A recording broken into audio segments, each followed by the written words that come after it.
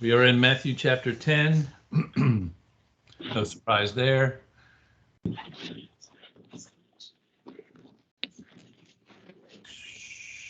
We're going to begin at verse 16.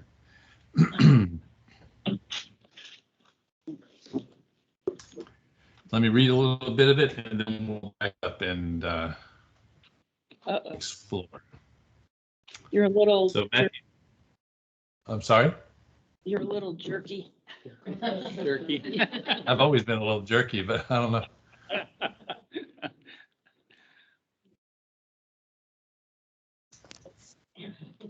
I don't know. I don't know what to do about that. It could be my end. Could be sunspots. I don't know. Can you hear me okay? Yeah. Yes. All right, Matthew chapter. What? She moved the cursor off your face, so we're all good. Oh, that was just a bonus. Matthew chapter 10, verse 16. Mine says, "Behold, I send you out as sheep in the midst of wolves. Therefore, be wise as serpents and harmless as doves. But beware of men, for they will deliver you up to councils and scourge you in their synagogues. You will be brought before governors and kings for my sake, as a testimony to them and to the Gentiles. But when they deliver you up, do not worry about how or what you should speak, for it will be given to you in that hour what you should speak. For it is not you who speak, but the Spirit of your Father who speaks in you. Now brother will deliver up brother to death, and father his child, and children will rise up against parents and cause them to put to death. And you will be hated by all for my name's sake, but he who endures to the end will be saved.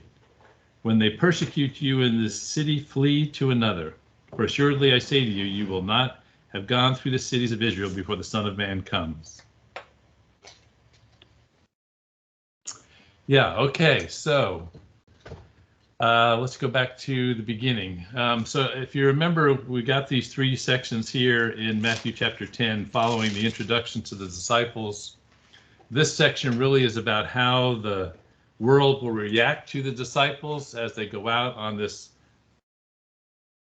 when they go out on this missionary journey. I will say that many of the things that are talked about here are not just about this initial missionary journey, but about their work as an apostle throughout their lifetimes, because many of these things that they talk about don't happen until later.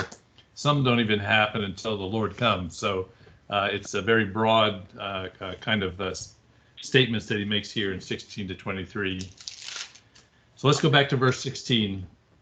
And again, verse 16 begins with the word behold. Again, every time you see that word, it's Matthew trying to get your attention, trying to say, hey, I'm about to say something shocking, about to say something surprising. You're not going to believe what I'm about to say. And so I just want to pause a minute. Why would this be these things that I just read, why would these be a surprising or shocking statements? Any thoughts on that? Why would this be surprising?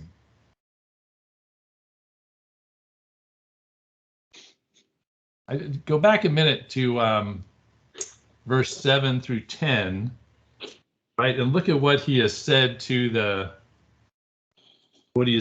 disciples, right? He's going to go out, you're going to go out preaching, the kingdom is at hand, you're going to heal the sick, cleanse the lepers, raise the dead, cast out demons, freely you have received, freely give, etc., etc.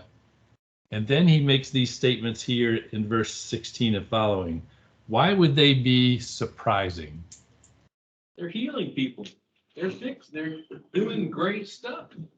No. Why is it surprising that he says that you're going to be attacked, you're going to be delivered up? Why would that be surprising? So they're doing all this good stuff. Why would the people want to turn on them?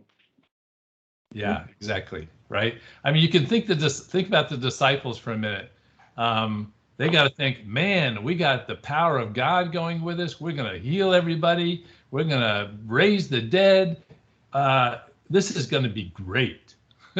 This is going to be amazing. Everybody's going to love us. Everybody's going to think we're incredible. And so the very next thing that Jesus says is, oh, by the way, everybody's going to hate you. They're going to try to they're going to scourge you. They're going to beat you. So this is the surprising part of the statement that these things are going to happen to them. I think again, you got to think about these simple disciples, just like us. After being told they're going to have the power of God, they're going to be able to do all these things. They ought to be thinking, man, this is going to be the best times of our lives. And Jesus is saying, whoa, you don't get it. It's going to be perhaps the worst times. Welcome to the Longs. Everybody just welcome them. Glad they could be here today. Everybody, sure. You've been here. I'm sorry. I shouldn't be so abusive, should I? All right. Go back to verse 16. So behold, I send you out as sheep in the midst of wolves. I do want to make sure you see, before we get into the sheep and wolves part, that I send you out, right? Jesus again is telling them, I am sending you out. You're going out in my name. You're going out in my authority. You're going out in my power. You're going out as my representative. That's no small thing, right? That he is sending them out. It's not them deciding they're going to go out. No, he is sending them out. Now, this thing about they're going out as sheep in the midst of wolves is really an important statement they're going to spend a little time on. Notice that he says sheep in the midst of wolves. In other words, the wolves are already there, right? They're already doing their stuff, and I'm going to send you out as sheep in the midst of them. Of course, I don't have to tell you folks, right? Sheep, very docile creatures. They don't stand up well against wolves, right? They don't have any defenses. You don't see a lot of fighting sheep. They're being put out there in the midst of these wolves. It's a very honest statement from Christ about where they're going to be going into, the situations that they're going to be in. He's not soft selling it, not letting them go out there and then get hit by this unexpectedly. He's letting them know, when you go out, you're going out into a land of wolves, and you are going to be sheep there. You're not going to have any defense. You're not going to have any way to protect yourself in that environment. Unless, of course, we'll get to that. All right. Now, so who are the wolves? I'm going to be skipping around today through the different verses. I apologize for that, but I got a couple of themes I want to get across to you. And so we're going to be staying within these passages, but we're going to be bouncing around. Well, we're going to stay within these passages until we look at others. So to get down to verse 17, right? He says, but beware of men, for they will deliver you up, right? Beware of men. Who are the wolves? The wolves are men. I know that may sound a little silly, but the what is going to attack you? What is going to befall you? These wolves that are out there are men. They are the way the devil works through men. They are human agents, if you will, of the devil who are going to attack you. They're the ones who are going to do their work against you. Now, is this just a few men, or is this a lot of men, right? So if you go back to verse 22 a minute, not back, but forward. If you go to verse 22, it says, and you all will be hated by all for my name's sake, right? All men. Now, when he says all men, of course, that doesn't mean all men. It means all kinds of men, all of the men who don't know who I am, right? You're going to be attacked by a large group of men, by a large population of men who are going to hate you and are going to reject you. All kinds of people. Now, I do, it's interesting. I guess I ponder here when I think these disciples were sent out by Christ to present the kingdom. And I wonder why this persecution, which is really what he's talking about here, why this persecution is not more widespread now. Why do we not see this kind of persecution here in the U.S.? So we certainly see it some in other countries. We certainly see it, right, as people in other countries are attacked for their faith. Now here we see it more as kind of the boiling frog stuff that's going on relative to our faith, right? And the way they've taken away some freedoms or attacking little things, but you don't see groups of Christians that are thrown in jail here in the U.S. and are beaten and those kinds of things. So I guess I'm curious as what you think is why that's true. The laws, the Constitution gives protections. Our country was founded under religious liberty, probably unlike most other countries. Probably most Muslim countries or theocracies where they're controlled by the religious people, and it's the opposite in our country. Okay, that's good. That's a good background. Any other thoughts? I think Satan has taken a different tactical approach because it's more effective in our country. And if he took the approach of throwing citizens in jail for their Christianity, then he's going to get a lot of pushback because of the Constitution. Mhm. But if he takes the approach we're on right now, it becomes that boiling pot that you just talked about, and a lot more people are going to not see the light. Good. Anything else? There's one more thing I think that is important to say. I'm not sure that we're really going out Mhm. as they were. Yeah, I think that's the other thing that's in this. I think all what you said is absolutely true, but I think there's also are we actually going out and preaching and heralding the kingdom as these guys were instructed to do? We are instead very comfortable in that pot and maybe making little squeaky noises, but we're not doing what these guys were doing.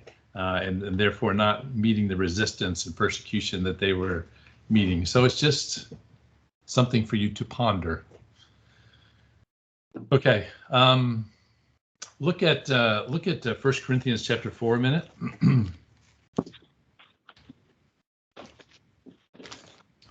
1 Corinthians 4 verse 9. It's along the same lines. 1 Corinthians 4, verse 9. Paul here is talking about the apostles as a group. It's just interesting. I want you to look at what is happening to these disciples, right? Verse 9. For I think that God has displayed us, the apostles, last as men condemned to death. For we have been made a spectacle in the world, both to angels and to men. We are fools for Christ's sake, but you are wise in Christ. We are weak, but you are strong. You are distinguished, but we are dishonored. To the present hour, we both hunger and thirst. We are poorly clothed and beaten and homeless. We labor, working with our own hands, being reviled. We bless, being persecuted. We endure, being defamed. We entreat. We have been made as the fifth of the filth of the world, the offscoring of all things until now. Again, the situation that the disciples were in as they were out teaching and preaching, they were seen as fools, as spectacles, as the offscoring, as he says, the filth of the world. It does make us think about why that is not true today, and I just want you to ponder that some. That's all. All right, now, how do the wolves attack? Let's go back to Matthew chapter 10. How do the wolves attack? Look down again at verse 17. It says, beware of men, for they will deliver you up to councils and scourge you in their synagogues. So the first group of people that we see here are religious people. One group that you're going to be attacked by is religious people, right? We certainly saw this back in Matthew chapter 7, if you remember, around verse 15, right? Beware of false prophets who come to you in sheep's clothing. Again, we said those were people who were dressed as sheep, these were wolves who dressed as sheep. These were false prophets who dressed as real prophets, right? So I think he's saying the same thing here. They're going to deliver you up to the churches, to the councils, to the synagogues. Those are the ones who are going to attack you. Just for your memory, 2 Corinthians chapter 11. I can just read that if you like, if I can find it. 2 Corinthians 11:7. 2 Corinthians 11:7.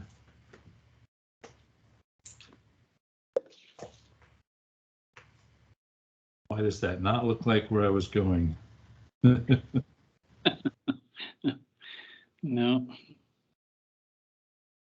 Well, you remember the verse. It's the verse that says that that Satan comes dressed as angels of light. I'll find it eventually, right? But he comes as angels of light. He comes looking like a savior. He comes looking like someone who's going to bring good news. All right, forget that one. Go to Revelation chapter 17. Maybe I've got this one written down right. You know what's funny is I go over these things twice to make sure I have them, but obviously that's not enough times. Revelation 17. You remember when we talk about the reaction of the religious community. We certainly saw this as we went through Revelation, and we saw the response of the false prophet. Right now, look at Revelation 17, beginning at verse 3. It says, "So he carried me away in the spirit into the wilderness, and I saw a woman sitting on a scarlet beast, which was full of names of blasphemy, having 7 heads and 10 horns. The woman was arrayed in purple and scarlet, adorned with gold, precious stones, pearls, having on her hand a gold cup full of abominations and filthiness and her fornication. And on her forehead a name was written, Mystery Babylon, the Great, the mother of harlots and of the abominations of the earth." I just got to pause there and just say, this is the name of the church in that day, right? In the end, the church is going to be called Mystery Babylon, the Great, the mother of harlots, and all the abominations of the earth. Welcome to church. I mean, it's just we're going to go so far that's going to be a perfectly fine name for a church. Anyway, verse 6 says, "I saw the woman," and this woman again is the false church. "I saw the woman drunk with the blood of the saints and with the blood of the martyrs of Jesus. And when I saw her, I marveled with great amazement." Right. So here is the official church of the world at that time, and that is going to be, killing the saints and the martyrs at that time. So we certainly see this carried out to its fruition in the end times. That the church is one of the things that is definitely going to be attacking the saints. They're not going to be welcome in the church of the world. Now, what is the church of the world in that day? I don't know. But we certainly see how the church is changing in very real ways now. I mean, then the church was the Jews attacking them, right? Today you could say the church is humanism that is attacking us as people are turning towards that church, if you will. All right. So the church, go back to Matthew 10. Secondly, you'll see in verse 18, it says, "You will be brought before governors and kings for my sake." So here you have, not only the church attacking you, but you have the government attacking you, right? The governors and kings, those in leadership in the political community. This should not be surprising. We see the same thing in the end times, right, with the Antichrist. The Antichrist is a political figure we've talked about a lot. It's a couple things that are real interesting here. That here Jesus is telling these bunch of fishermen, by the way, you're going to be brought before governors and kings. That's got to be kind of a crazy statement, right? Why would these fishermen ever think that they're going to stand before a king or a governor? That doesn't. It's a prophecy that is fulfilled later on. Certainly, as we see the disciples get brought before governors and kings. But it's a crazy prophecy that they got to think, why in the world would that ever happen? But we certainly see that it is true. As we go into Acts, we see that the disciples being brought before kings and governors. And again, this is no different than our own government. In today's day, right? It's been true of governments throughout history that find reasons to attack the Christians. As we just talked about, we're kind of in the boiling frog state of that now. All right, so that's the second group. So first you have the religious group, then you have the government. Thirdly, go down to verse 21 in chapter 10, another interesting group, where it says, Now brother will deliver up brother to death, and father his child. Children will rise up against parents and cause them to be put to death. You will be hated by all for my name's sake. Right? I mean, this seems surprising. It would certainly be kind of surprising and shocking to these disciples as they went out. Skip all the way down to verse 36. Is that right? Yeah, verse 36, 35. Here in verse 35, start at 34 even. It says, do not think that I came to bring peace on earth. I do not come to bring peace, but a sword. And then he reads, he has this quote here that's actually from Micah chapter 7, where he says, for I have come to set a man against his father, a daughter against her mother, a daughter-in-law against her mother-in-law, and a man's enemies will be those of his own household. And we'll get into all that, of course, when we get into that portion. But again, this whole idea of brother will deliver up brother, right? That this is going to be somehow within the family, that somehow this righteousness, is condemning, and it condemns those in your own family. And I know that there's probably some examples that you guys can talk about in your own families of people that maybe you've been trying to witness to, or people that have actually been openly either just dismissive or very angry in conversations with them. I know I've heard stories from many of you with regard to that. I think we all have those, but again, I think that he's saying that this persecution, this turning against is going to happen. Again, he's trying to tell these disciples, you're going to go back home and talk to your people, and they are not going to think this is the greatest thing on earth, that you have found the Messiah and you can heal the sick. They're going to reject that, and again, it's because Satan is at work, right? I came across two statements along these lines that just helped me to think about this. Let me just read them to you, and then we'll talk about it. It says, the first statement is, the love of God is greater than the love of family. Right? The love of God should be greater than the love of family. Is that, do you think that's true? That the love of God should be greater than the love of family? Should it? Is that what you're asking? Should it be? Yeah, should it? Should it be true? Mhm. Yeah. Mhm. So I mean, I just want, it's one of those confrontational statements, which is actually true, right? But we often say it in softer ways. We always say, well, we love God, right? But the love of God should be greater than the love of family. Now, let me read another statement to you. It says, the love of sin is often greater than the love of family. These are not parallel statements, but this is why there is confrontations in the family, right? Because the love of sin is greater than the love of family for many. It's right that so I'm not gonna I love my sin. I love the way I'm doing things more than I care about my family, more than I care about that relationship. And on the other side, the Christians are saying, I love God more than I love family. And so when Matthew, Jesus here talks about that these things are going to rip apart families, this is why, right? Because those who do not know Christ love their sin, and those that do know Christ love their God. It's just ponderable, one of those ponderable things, I think, for us to think about, that is the reality. Whether we're comfortable, I think I'm a little uncomfortable with that. I'll be honest with you. I'm a little uncomfortable with that thought. But it is the tension that that Christ brings when we are chosen to be his followers. Any thoughts on that? Are you saying that because they're parallel, kind of, that is that why you don't like the idea that they both kind of are in the same realm? it puts the family right in the crux of this crossfire, right? And that I don't like that. I would much rather the family be held up higher, but it's not. It's not higher than God, right? And for the sinner, it's not even higher than sin.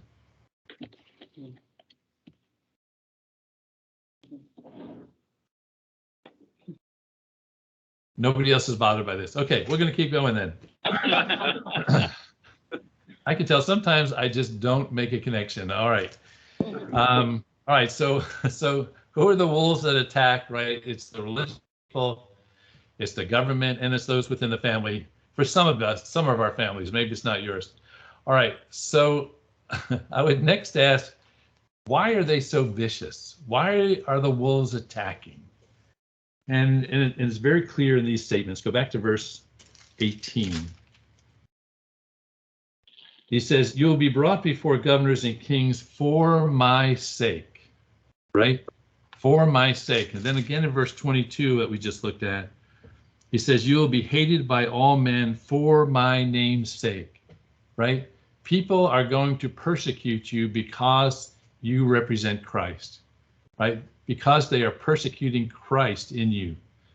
Now, it's only true, though, if you do represent Christ, that you're going to be persecuted as Christ, right?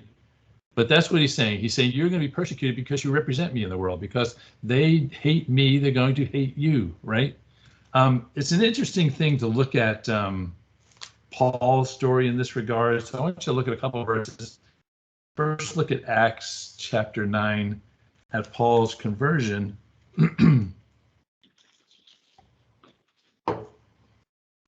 Acts chapter 9, verse 4.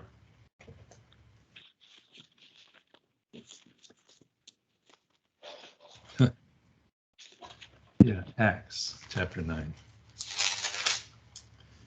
Acts chapter 9, verse 4. Right? So here, Paul's on the Damascus road, right? He sees this bright light. Then in verse 4, it says, then he fell to the ground and heard a voice saying to him, Saul, Saul, why are you persecuting me? And he said, who are you, Lord? Then the Lord said, I am Jesus, whom you are persecuting. It is hard for you to kick against the goads. So he trembled, astonished, etc., etc. Right? So, but Jesus' message to him is, Saul, why are you persecuting me? So who is Saul actually persecuting?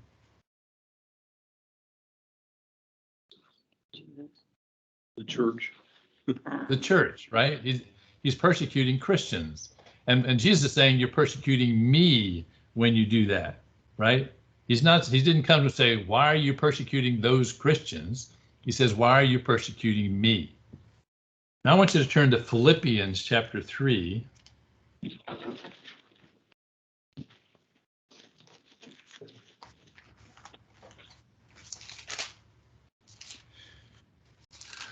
Verse 10.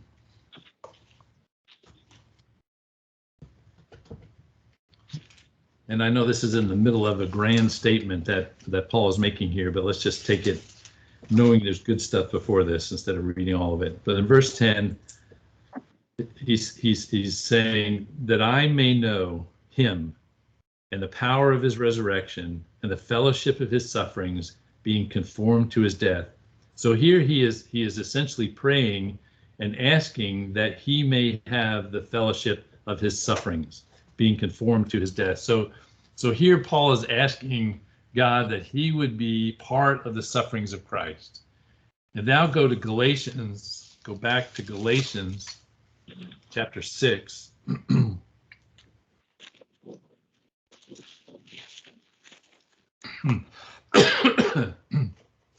Galatians chapter 6, verse 17, right at the end. So in Galatians, he's saying, from now on, let no one trouble me, for I bear in my body the marks of the Lord. Now, the word marks there is the scourgings. I bear in my body the scourgings of the Lord. So here in Philippians, so first of all, in Acts, Jesus comes to him saying, when you're attacking these Christians, you're attacking me. And then Paul in Philippians says, I want to know the sufferings of the Lord. And then here we have in Galatians him saying, I am bearing the marks of Jesus. I am bearing the scourgings of Jesus. When you scourge me, you're scourging Jesus, is what he's saying there. And look at one more in Colossians chapter 1. I know we're just jumping a little bit here in these couple of books. In Colossians chapter 1, verse 24, he makes this incredible statement. Colossians 1:24. As I now rejoice in my sufferings for you and fill up in my flesh what is lacking in the afflictions of Christ for the sake of his body, which is the church. So again, he's saying the sufferings that I am undertaking, fulfilling the sufferings of Christ, the afflictions of Christ. So he got this message, right? So Jesus approaches him on the road and saying, when you attack me, when you persecute me, when you persecute the Christians, you're actually persecuting me. And Paul at the end is saying the same thing. When I am persecuted, it's being persecuted because I'm a Christian, and I am taking those sufferings for him. So this is why the wolves attack. They attack because the apostles were representing Christ, and they were actually attacking Christ. All right. Now, I will say again, why are we not being attacked? Perhaps it's because we're not representing Christ. Perhaps they don't see us as Christ, and no need then. No need to attack. All right. So, Well, yeah, go ahead. it could also, we also be reaping some of the blessings of our forefathers. I mean, could that be part of it too? In what sense, CT? So that God honored what they did for, as Christians in the early days, going and trying to establish, a country that's based on Christ and Christianity. And so he's, letting some of those blessings be so that, hey, some of these people aren't going to die because these guys were so dedicated to Christianity.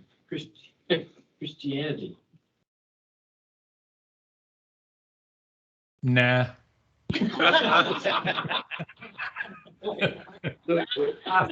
I don't know. I don't know. Maybe I'm sure there's some truth to that, CT, but I think the other is more true. How's that? I wouldn't disputing that the other wasn't actually, out there, but I also have wondered about that we reap the blessings somewhat from what our predecessors have done for us. Sure, there's some truth to that. I agree. How many countries in this world are founded on religious liberties? Go through the world. How many are? I can count on one hand, if that. So, the exceptionalism of being an American, from the foundation of the country, you look across the world, we're such a unique experiment, if you want to call it. And so. And then the only thing I would ask then, Tom, I don't disagree. Are we still living up to those ideals? Nope. Oh, yeah. Mm-mm. Not anymore. No, I think, the Jews were God's chosen people, but eventually he said, I am tired of you people. Right? All right. Now, the final big section is really what is supposed to be the sheep's response out there in this world of wolves. Now let's go back and look at this again. So again, back in Matthew 10, all the way back to verse 16.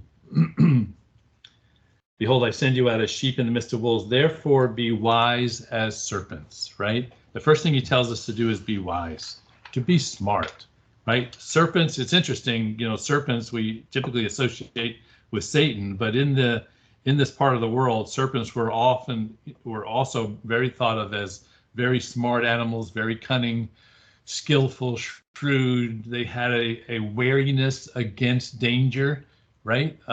Very circumspect, very cautious. So it's those kinds of things that he's telling us: be wise, be wary, If you go back even to Genesis chapter 3, when we talk about the serpent, he says that he was crafty, he was shrewd, he was subtle. I do want you to see Colossians chapter 4. Just puts it a different way that I think is helpful. Colossians chapter 4, verse something, 5. And all it says, it's very simple, right? But it says, walk in wisdom toward those who are outside, redeeming the time. Let your speech always be with grace, seasoned with salt, that you may not know that you thank you, Joanne, that you may know how you ought to answer each one, right? So I think Jesus is saying here, don't be stupid. Be wise, right? Don't be a jerk. Don't be persecuted because you're an idiot, or because you do stupid things, or because you say things in ways that are not helpful, right? He's saying be smart, be wise, be clever, say the right thing in the right way in the right place. Use your head. Avoid offensive situations. Don't be offensive as a human. Because the gospel is offensive enough. Right? Be wise. All right, so that's the first thing. Then the second thing he says is be wise as serpents and harmless as doves. Do any of your translations have a different word than harmless? Innocent. Innocent. Good. Yeah, I think the word is simple, sincere, guileless. It's really about purity.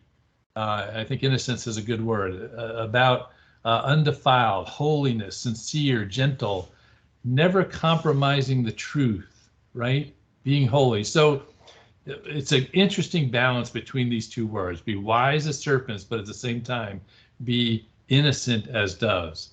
In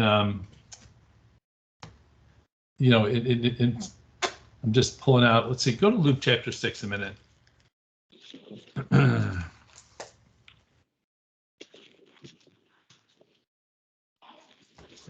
Just to connect these two things. This is where the Sermon on the Mount is in Luke, but look at verse 27, Luke 6:27, right? Again, you know these words, but connect them here. It says, but I say to you who hear, love your enemies, do good to those who hate you, bless those who curse you, pray for those who spitefully use you, to him who strikes you on the one cheek, etc., etc. So he's saying, remember all those teachings that I gave you. Be wise, but be harmless. Have integrity, have meekness, but be smart about it. Be like serpents and be like doves at the same time. It's a fascinating contrast, I think, between those two things, but it's exactly how we have to be in the world as we interact with others. Any thoughts on that? You good? All right, go down to verse 17. We're still in chapter 10. So the first thing he says, be wise, be harmless. And then 17, right, beware. Beware of men. Be watchful, be alert, have your antennas up. Don't play into their hands. The system is evil. The system is operated by Satan. So be alert, be aware. Now go down to verse 19. But when they deliver you up, do not worry about how or what you should do or how you should speak, for it will be given you in that hour. So that the next thing is don't be anxious, right? Don't be anxious in these situations. Look at, go all the way back to Exodus chapter 4. That great story about Moses. When God says, hey, I want you to be my spokesman, Moses. I think you'll be great at it. Moses had other ideas, right? Exodus chapter 4, verse 10. It says, then Moses said to the Lord, "O my Lord, I am not eloquent, neither before nor since you have spoken to your servant, but I am slow of speech, slow of tongue." And so the Lord said to him, "Who has made man's mouth? Or who makes the mute, the deaf, the seeing, the blind? Have not I the Lord? Now therefore go, and I will be with your mouth and teach you what you shall say."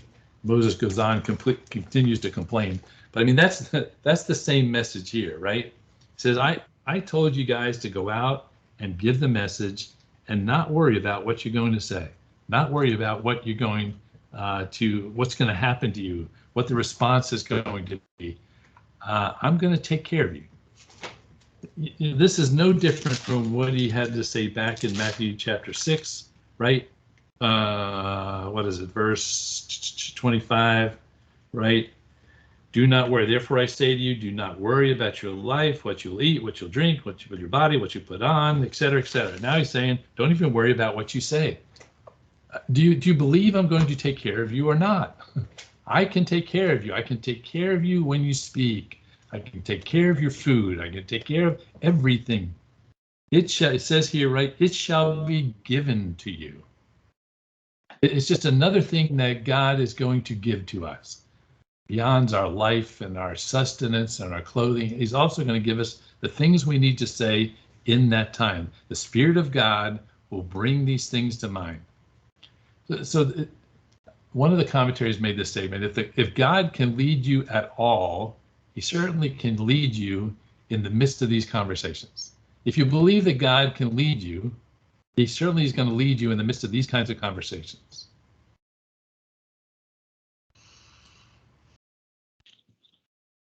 So verse 20 adds on that, right? For it is not you who speak, but the Spirit of your Father who speaks in you. And this is a promise of really divine inspiration in those moments, right? That he will give you what you need to say. He's going to inspire your words. I do want you to see a parallel passage in Mark, just because it feels richer to me. In Mark chapter 13.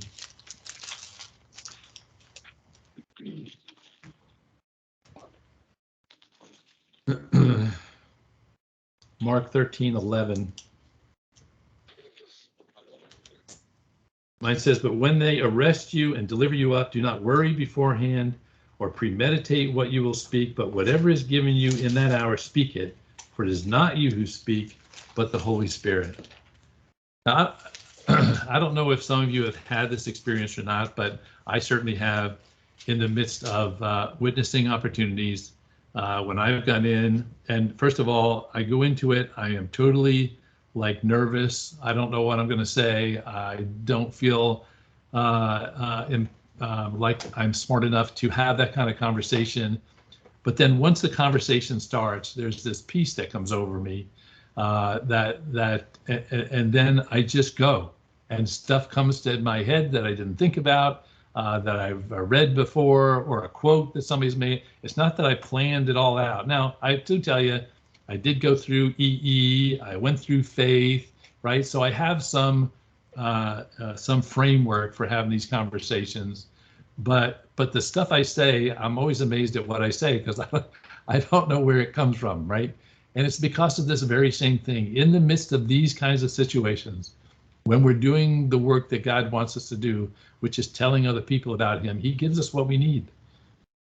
He gives us the words, he gives us the insights, he also gives us the ability to discern what's going on in that other person. Is he really getting it, or is he not? Is the Holy Spirit working, or is he not? So I'm just asking you to stretch a little for those of you who have not walked this road. Yeah, God's going to take care of it. Now, the other thing I've just noticed in this verse 20, it says, "But the Spirit of your Father speaks to you," right? He doesn't say the Spirit of God speaks to you. He doesn't say the Spirit of Christ speaks to you. He says the Spirit of your Father speaks to you. So again, he's highlighting that relationship between you and God, that personal relationship. He's essentially saying Dad is going to step in that situation, the one who loves you, cares about you, the one who won't let you down. is not going to leave you in that situation. In that situation, he's there. And he's going to step in and he's going to give you what you need. It's a great comfort. It's a great power. I will say it does require you to get out of the way, get yourself out of the way, and recognize you cannot do it. It also means that you got to be up to date on your confession of sin, such that God can work. All those things are still true. But Dad is going to step in. I don't know. That makes me feel good. All right. Y'all are being very quiet today. That always bothers me. One more. That's just because when CT spoke and I said no, now nobody's going to speak. Get down to verse 22. So let's just review, right? So he says, what's our response to be? Is to be wise, to be harmless, to beware, to not be anxious, right? And now in verse 22, it says, and you will be hated by all men for my sakes, but he who endures to the end will be saved. So the last thing he says is to be enduring, to endure to the end. Surviving persecution is a hallmark of true salvation. Surviving persecution is a hallmark of true salvation. Look at Romans chapter 2. Yeah, we're going to talk about that more. Look at Romans chapter 2. Verse 6.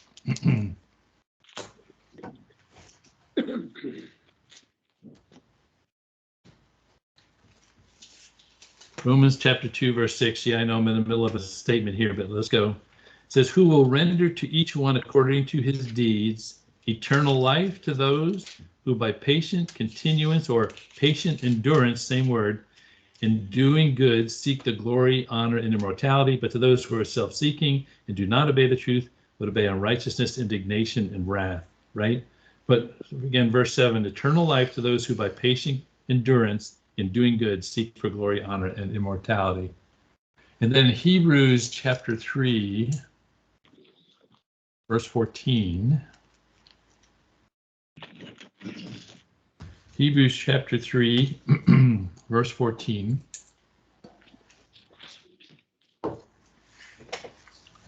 Says, for we have, Hebrews 3:14, for we have become partakers of Christ if we hold the beginning of our confidence steadfast to the end.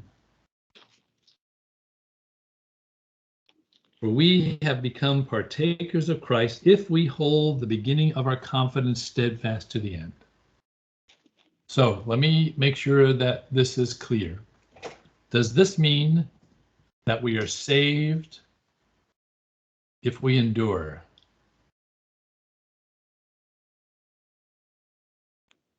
Does this mean we are saved if we endure? No. Why do you say no? I think it may be that if we endure, that's proof that we are saved. Mhm. So, are we saved if we endure? I'm saying it in a tricky way. I know, because we're not saved by enduring, right? That I just want to make sure we're clear. We're not saved by enduring, but as Rick said, endurance is a proof of our salvation, right? So those two statements, we okay with those? Yes. Yeah, okay. I just said it in a tricky way to make you think that through in your head. He's not saying here that you are saved if you just endure, then you will be saved by your endurance. But if you endure, that is proof that you are saved. If you endure to the end, those are the ones who are saved. Can you lose your salvation? The answer to that is no, because the proof of your salvation is that you endure. I do want to show. while you're still pondering that in the back of your heads, I do want to show you 1 Corinthians chapter 10.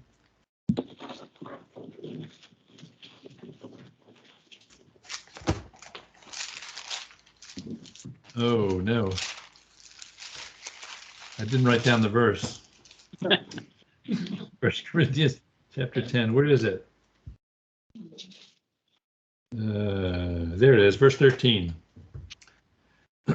This is the most, one of the most wonderful verses in Scripture. 1 Corinthians 10:13. Right? No temptation has overtaken you except such as common to man, but God is faithful, who will not allow you to be tempted beyond what you are able, but with temptation will also make a way to escape, that you may be able to bear it or endure it. Right? So he's saying when temptations come that will pull you away from Christ, God will give you what you need. He will make a way of escape such that you will be able to endure it. So that's where the endurance comes from. The endurance comes from God providing you with what you need in order to endure. We okay? All right. Yes. One more thing, go back and pick up in Matthew chapter 10, verse 23. He says, when they persecute you in the city, flee to another. For surely I say to you, you will not have gone through the cities of Israel before the Son of Man comes. Now, first of all, he says, when they persecute you, flee, which seems odd for him to say. I don't want you to stay there and just take the persecution. I want you to flee. You remember earlier he says, shake the dust off your feet if they don't receive you. This is saying the same thing. He's saying, I want you to go to places where they do listen, where they do understand, where they do get it. So if you're being persecuted in a place, obviously they do not get it. They do not understand. They're not listening. So shake the dust off your feet and flee. Go to another place.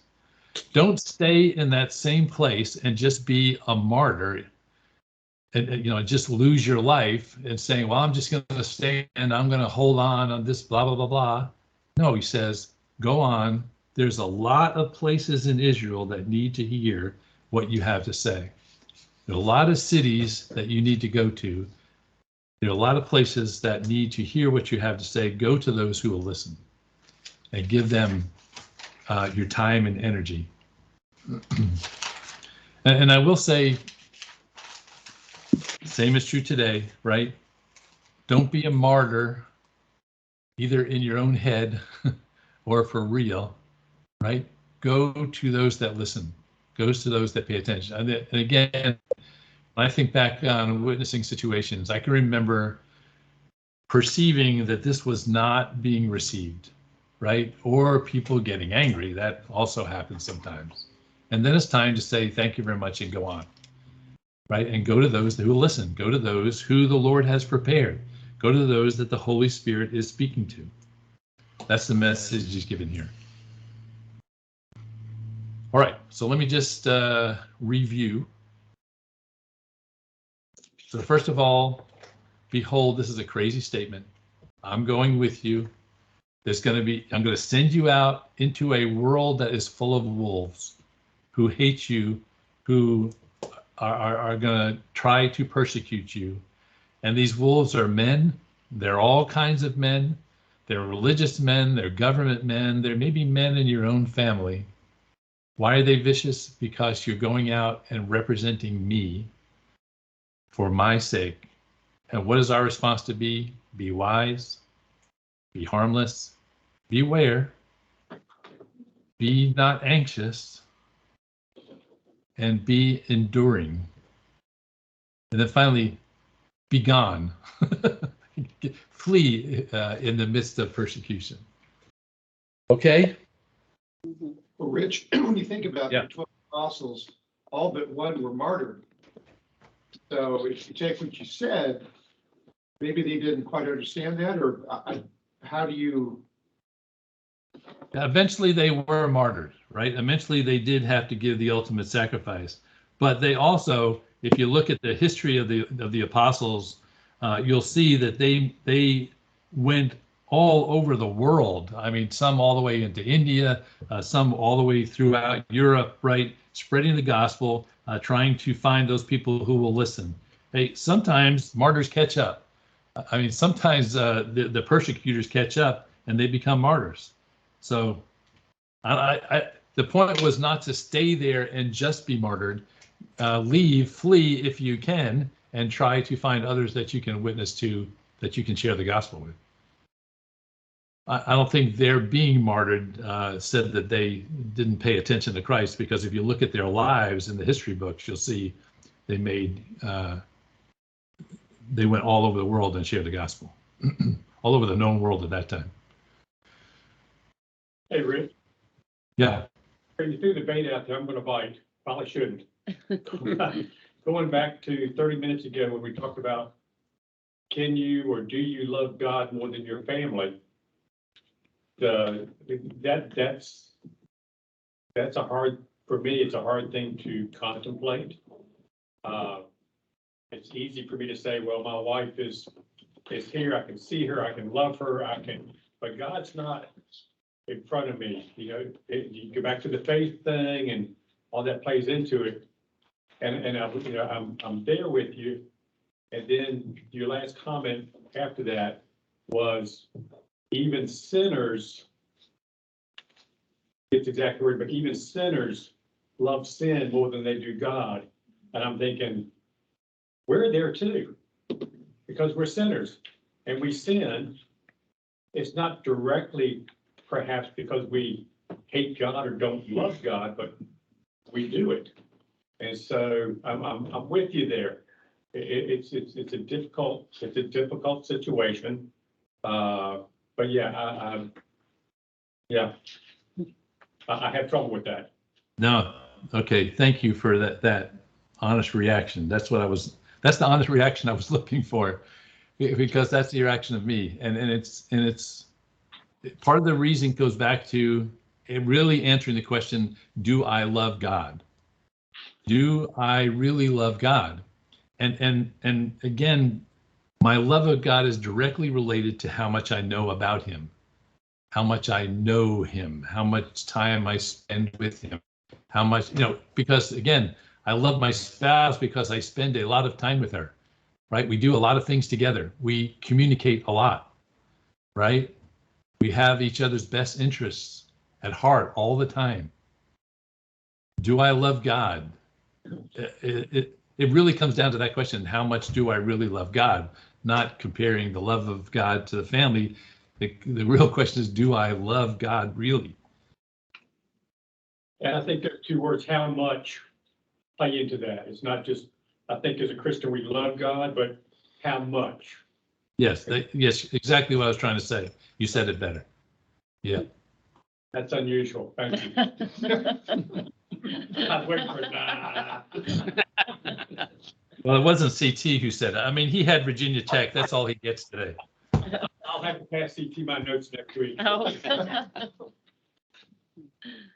All right. Anything else? Oh, by the way, that year 2 Corinthians 11, you said 7, and it wasn't the right one. You need to go down 7 more verses. It was verse 14 you were for. Thank you. I knew somebody would find it. Thanks. All right, Hugh, to you. Let's see. We can start online. So who we got? We got Shannon. Recording. What you got? Prayer requests. Oh, good morning, everyone. Thank you. Yep, just continued prayers for my continued healing and for the pain to become less each day. It's getting better. I'm having some IT band problems that's causing a lot of swelling around the bursa sacs. It's causing pain, but just prayer for the pain to get less. That would be wonderful. And other than that, I have both of my sons are traveling. You know, the one is in the Appalachian Trail, hit about 10 inches of snow yesterday. And so just continued prayers for his safety as he tries to go through the Smoky Mountains. He's supposed to set out today. And then my other son and his whole family, they traveled to Hawaii. So just for spring break. So just prayers for their safety while they're out there and safe travels back. And that's it. Everything else is going really well. Stop recording. Right. Oh, thank you. All right, Melody. Yeah.